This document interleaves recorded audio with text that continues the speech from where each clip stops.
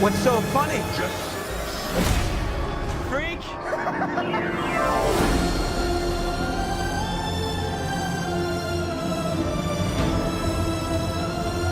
Gotham's lost its way.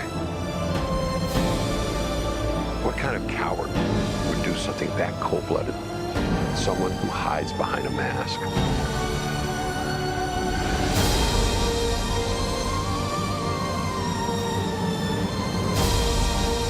I used to think that my life was a tragedy.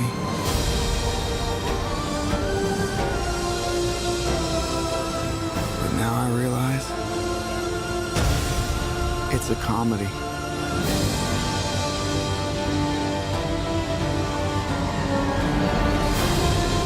Hey guys, just wanted to make this quick video before I actually get into my review. I realized as I was editing the video that I did not include my score, or most importantly, I did not give a shout out to the sponsors of this video and this review, B&B Missouri 6 Theaters.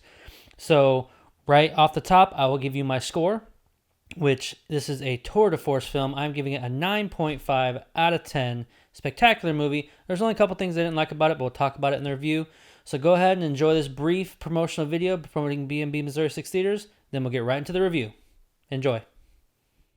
B&B Missouri 6 is the premier theater to see a movie if you're in the Missouri area.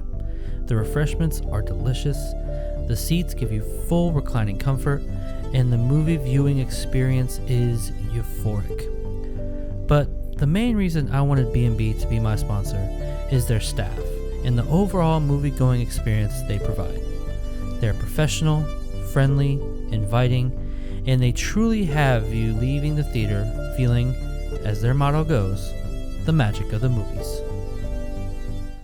What's up, everybody? Welcome to ReelTime for the Real Everyday Movie Fan. I'm Josh Williams, and today I'm here to give you my real-time review. I'm still a little buzzed, I guess you can call it, from this, but I'm here to give you my real-time review of Joker. Now, Joker was written and directed by Todd Phillips and stars Joaquin Phoenix. It's got a whole plethora of people. Of course, you get a couple scenes with Robert De Niro, which was a great addition, I might add. I'm just trying to give you a quick review of this. I'm not going to really dive too deeply because I don't really want to spoil much because there's quite a lot in this film.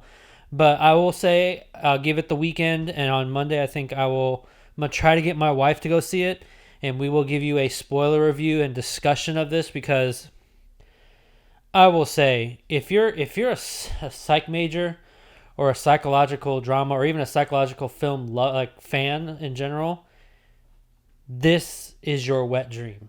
This movie is very captivating, it makes you think a lot. And there's a lot of underlying messages, there's a lot of underlying themes within the script that's not on the surface, and it makes you think about as scenes are playing out. And I gotta say, just right off the top, none of this would be possible, in my opinion, without Joaquin Phoenix's performance. Everyone's saying about him is true and more.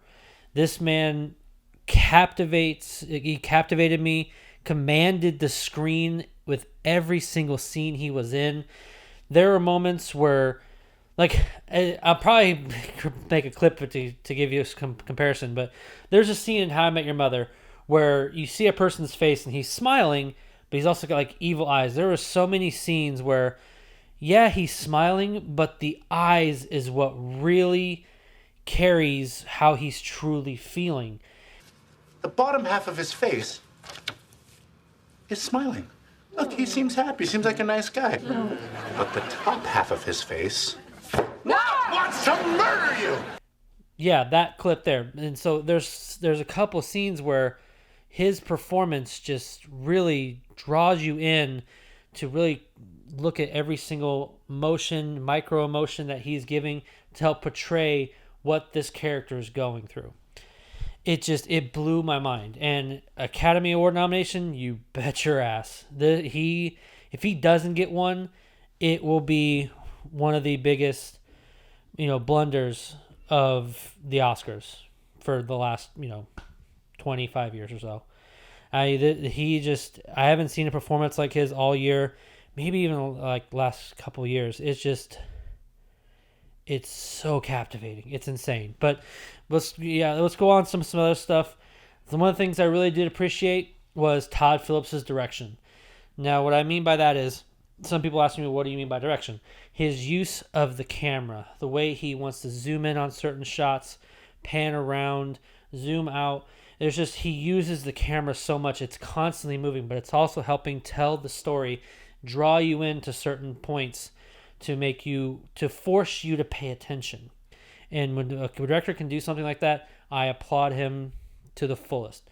And when you even look at his use of the rule of thirds, is really impressive. There's even moments where he uses the rules against it to help relay a message within a scene, and it's so masterfully done.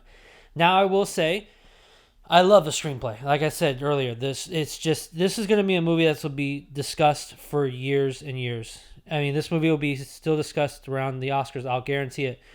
Whether the message, it can go either way as far as the message being good or bad, or does it glorify violence or doesn't it. I am of the opinion that, okay, this movie does glorify it, but I think in a different way than people are thinking. It glorifies it in a way for people to pay attention, not to glorify it in the sense that, what he's doing, he's justified for his actions, and what he's doing is right. It's still not. Yes, there's things that happen within this character's life that makes him do the things he does. That's not really a spoiler. You kind of get where things might be going with it within the trailers, but it's still in the end bad choices. But it helps create the discussion of what it means for your actions, how your actions connect within society, what they can do to someone's life. And I love that because while his actions again are wrong, there's some things that he does that are wrong. But there's also things that happen to him that are really shitty. There really was. So it's such a great discussion. I don't know how to get fully words out. I hope I'm relaying my message right. It's just it's not black and white. There's some critics are relaying this as black and white. This is one of the grayest films I've seen in a long time. Ones that I think will be in film schools and film classes, for years to come. This is one of those character studies that people can really sink their teeth into and have deep, long discussions with, which I'm hoping me and my wife will be able to do that. But one of the things what I said I didn't like about the screenplay was, I'm not going to get into specifics, but there were a couple of characters, while the words they were saying, especially in the 1980s, were okay because, you want to be authentic to the time frame, because these days, saying person's crazy is not necessarily a good thing. But how Todd Phillips chose to have them say these certain lines, the affliction behind their voices, and how in certain decision making within a couple of these characters I didn't like because they portrayed them as a bad person, whereas these characters are traditionally good people, like great, warm-hearted people, actual good people.